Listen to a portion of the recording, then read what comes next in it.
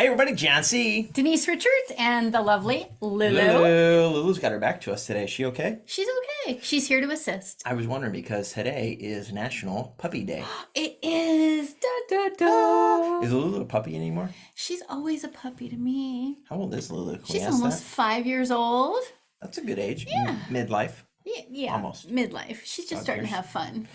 Way to go, Lulu. So today is National Puppy Day. We're recording this. It's March 23rd, National Puppy Day. That's pretty neat. But today is also, well, the month. We're in the month of March. And you know what that means? March Madness. There's some madness going on. I love March Madness. You guys like March Madness out there? If you do, hit the thumbs up because I like you if you like it.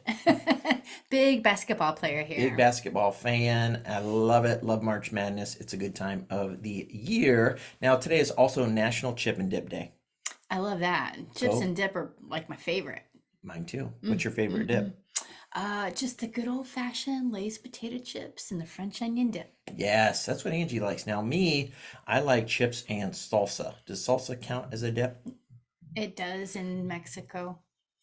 Then welcome to Mexico. Here we are. Habla español here today. All I right. love chips and dip. Let's keep Everybody moving. does. We All right. do. So on the last episode, if you missed that, we talked about Hmm. foreign buyers and how they're helping our economy here in a sense, because there are some big buyers here in South Florida. Yeah, huge buyers for Yeah, sure. They're buying up a lot of properties. There's no doubt about it. I'm fine with that. Hmm. They're good people. Our Canadian buyers are Love them. wonderful people. They are. Love seeing them here. I do too. If you want to see some more information on foreign buyers and how that is helping us here in South Florida and also other parts of the country, by the way, click on the link and you can watch that video that we did last week that Denise and I took care of. And also our green background, our green colors, because last week was St. Patrick's Day. Right. That was fun. It's gone. Enough about that. Let's talk about our topic today. Our topic today, I saw an article come across, and it was in regards to some of these bank issues that are going on, specifically the one out in California.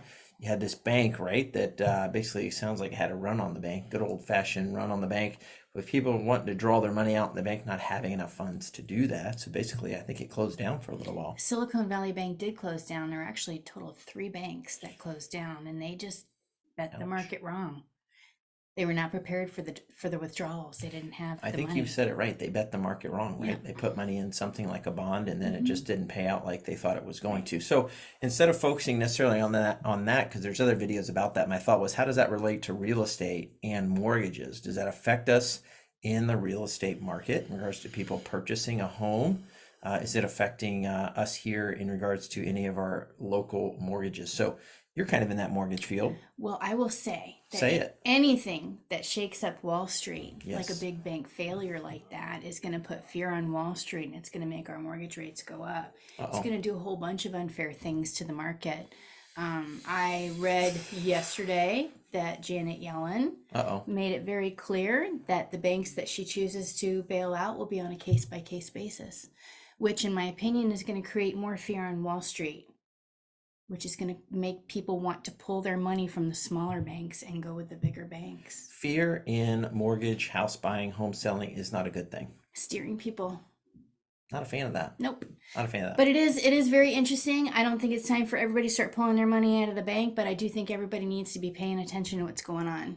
You got to pay attention to what's going on. So in regards to mortgages, are you seeing any problems with people getting mortgages right now because of this banking No, failure? no, Okay, I've that's not good. seen anything tightening in terms of Good. credit profiles, anything like that. Good. No, Banks haven't freaked out in regards to no, lending. no. And we haven't seen a big jump yet in rates Good.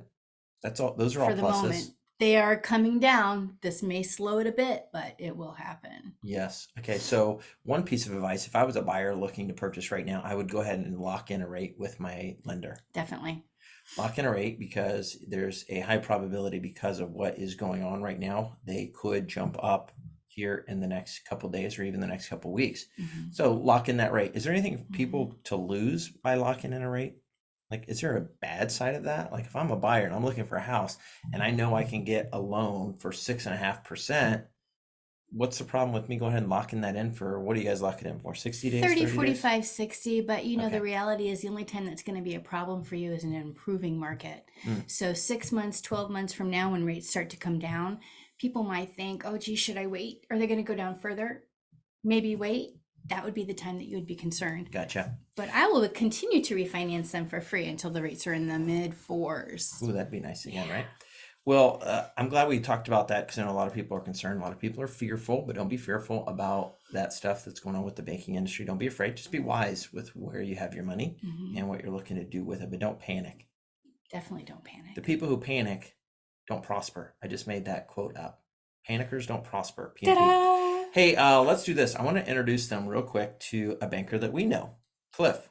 Cliff is a great guy. Cliff is with First Citizens. And yes, we are on the banking theme today. Cliff here in North Naples. If you need somebody you can trust with your money, put it in First Citizens with Cliff. Cliff watches it. Did you know that First Citizens is the largest family-owned bank in the country? I did not know that. And it's the banks that are not fearful of Wall Street that are going to succeed through all of this. Love it. Yeah. Family owned and operated, and one of the largest in the US, or the largest, you're saying. That's pretty cool. So talk with Cliff. We're going to put his contact info below. I know he does. He helps take care of business checking accounts, personal checking accounts, all that fun stuff. So reach out to Cliff if you've been thinking about finding a new bank. They are awesome. Yeah, like an old-fashioned bank where you know the people when you walk in. It's good to do that. Love that.